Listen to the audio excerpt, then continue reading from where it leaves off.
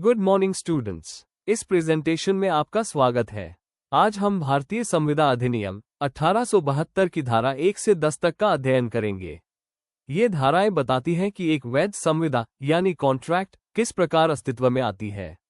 इस सत्र में हम दो मुख्य विषयों पर ध्यान देंगे, प्रस्ताव यानी प्रपोजल और स्वीकृति यानी एक्सेप्टेंस। तो चलिए शुरू करते हैं। इस स्लाइड में आपको आज के पूरे विषय का संक्षिप्त विवरण है। धारा 1 में प्रारंभिक परिभाषाएं दी गई है। धारा 2 में प्रस्ताव, स्वीकृति, वचन, करार और संविदा जैसी मुख्य परिभाषाएं हैं। धारा 3 से 6 तक प्रस्ताव के संप्रेषण यानी कम्युनिकेशन और प्रतिसंहरण यानी रद्द करना, इनकी प्रक्रिया बताई गई है। धारा 7 और 8 वैध स्वीकृति के नियमों से संबंधित है। धारा 9 में व्यक्त यानी एक्सप्रेस और विवक्षित यानी इम्प्लाइड वचन में अंतर बताया गया है। और धारा 10 में एक वैध संविदा की सभी आवश्यक शर्तें बताई गई हैं। धारा 1 प्रारंभिक प्रकृति की है। यह अधिनियम का शीर्षक और इसके प्रारंभ की तिथि घोषित करती है। धारा 2 में महत्वपूर्ण शब्दावली दी गई है। प्रस्ताव या ऑफर क्या है? जब एक व्यक्ति दूसरे व्यक्ति को कुछ करने या न करने की अपनी इच्छा प्रकट करता है और उसकी सहमति चाहता है तो उसे प्रस्ताव कहते हैं। जब प्रस्ताव स्वीकार कर लिया जाता है तो वो वचन बन जाता है। परस्पर वचनों का सामूहिक करार कहलाता है एग्रीमेंट, और जब वो करार कानून द्वारा बाध्यकारी हो जाता है तो वो संविदा यानी कॉन्ट्रैक्ट बन जाती है। शून्यकरणीय यानी वॉइडेबल संविदा वह है जो एक पक्ष के विकल्प पर कानूनी रूप से बाध्यकारी हो, दोनों के नहीं। धारा 3 ये बताती है कि प्रस्ताव, स्वीकृति और प्रतिसंहरण का संप्रेषण यानी कम्युनिकेशन कैसे होता है। संप्रेषण शब्दों के माध्यम से हो सकता है, मौखिक या लिखित, या फिर आचरण से, या कभी कभी चूक से भी। सबसे महत्वपूर्ण बात यह है कि संप्रेषण दूसरे पक्ष तक वास्तव में पहुंचना चाहिए। जो प्रस्ताव केवल प्रस्तावक के मन में है और दूसरे पक्ष तक नहीं पहुंचा, वो कानूनी रूप से बाध्यकारी नहीं है। इस स्लाइड का निचला भाग एक सरल श्रृंखला दिखाता है। प्रस्तावक प्रस्ताव करता है, स्वीकर्ता स्वीकृति देता है और संविदा बनती है। धारा 4 यह निर्धारित करती है कि प्रस्ताव, स्वीकृति या प्रतिसंहरण का संप्रेषण कब पूर्ण माना जाएगा। प्रस्ताव के लिए संप्रेषण तब पूर्ण होता है जब वो दूसरे पक्ष के ज्ञान में आ जाता है। स्वीकृति के लिए दो बिंदु हैं। प्रस्तावक के विरुद्ध, जब स्वीकर्ता पत्र पोस्ट करता है, यानी जब स्वीकृति उसके नियंत्रण से बाहर हो जाती है।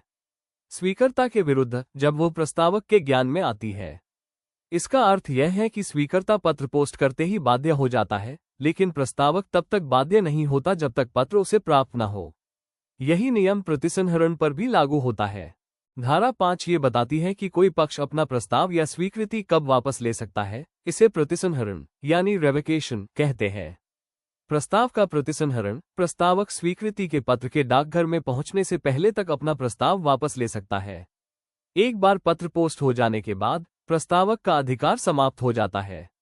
स्वीकृति का प्रतिसंहरण, स्वीकर्ता अपनी स्वीकृति तभी वापस ले सकता है जब वह प्रतिसंहरण का संदेश स्वीकृति से पहले प्रस्तावक तक पहुंचा दे। इसका अर्थ है कि प्रतिसंहरण स्वीकृति से तेज होना चाहिए। नीचे की समयरेखा इस प्रक्रिया को स्पष्ट रूप से दर्शाती है। धारा 6 में उन परिस्थितियों का उल्लेख है जिनमें प्रस्ताव व्यपगत यानी लैप्स हो जाता है, अर्थात स्वीकार करने योग्य नहीं रहता।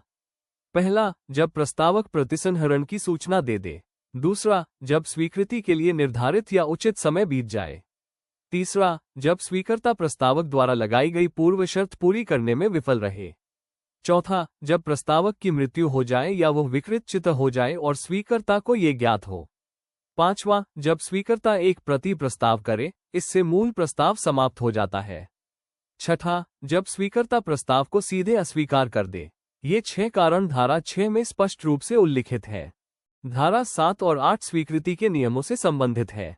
धारा 7 स्पष्ट है, स्वीकृति पूर्ण और बिना किसी शर्त के होनी चाहिए। यदि स्वीकृति में कोई शर्त लगाई जाती है तो वो स्वीकृति नहीं मानी जाएगी, बल्कि वो एक प्रति प्रस्ताव बन जाएगी। इसके अतिरिक्त स्वीकृति सामान्य या उचित तरीके से दी जानी चाहिए, या जिस तरीके से प्रस्तावक ने निर्धारित किया हो। धारा 8 एक महत्वपूर्ण अवधारणा प्रस्तुत करती है, आचरण द्वारा स्वीकृति। कभी कभी कोई शब्द नहीं बोले जाते, आपके कार्य ही स्वीकृति होते हैं। जैसे एक टिकट मशीन में सिक्का डालना या किसी इनाम की घोषणा की शर्तें पूरी करना, ये सब आचरण द्वारा स्वीकृति के उदाहरण हैं। धारा 9 एक महत्वपूर्ण भेद करती है। व्यक्त वचन यानी एक्सप्रेस प्रॉमिस वह होता है जो शब्दों में किया जाए, चाहे मौखिक हो या लिखित।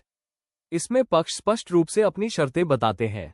विवक्षित वचन यानी इम्प्लाइड प्रॉमिस वह होता है जो शब्दों के बिना आचरण या परिस्थितियों से निकला जाता है। न्यायालय पक्षों के व्यवहार से इसकी शर्तें निर्धारित करते हैं। एक सरल उदाहरण, जब आप दिल्ली परिवहन निगम की बस में बैठते हैं तो आप कोई कागज पर हस्ताक्षर नहीं करते, लेकिन बस में बैठकर आप किराया देने का विवक्षित वचन देते हैं। व्यक्त और विवक्षित दोनों प्रकार की संविदाएं भारतीय कानून में समान रूप से बाध्यकारी है। धारा 10 सबसे महत्वपूर्ण धारा है। ये बताती है कि किसी करार को कानूनी रूप से प्रवर्तनीय संविदा बनने के लिए कौन सी शर्तें पूरी होनी चाहिए। पहली शर्त, वैध प्रस्ताव और स्वीकृति।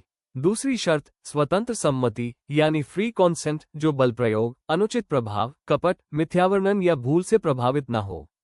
तीसरी शर्त, पक्षों की संविदा करने की क्षमता, वे वयस्क हों, स्वच्छित हों और कानून द्वारा अयोग्य घोषित न हो।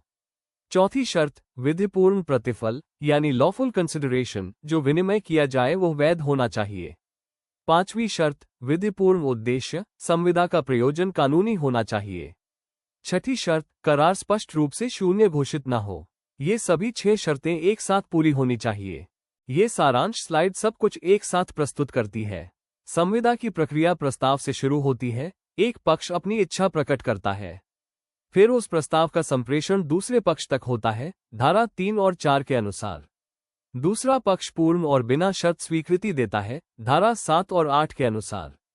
वो स्वीकृति प्रस्तावक तक पहुंचती है और इस प्रकार एक करार बनता है। जब ये करार धारा 10 की सभी शर्तें पूरी करता है तो वह एक कानूनी रूप से बाध्यकारी संविदा बन जाता है।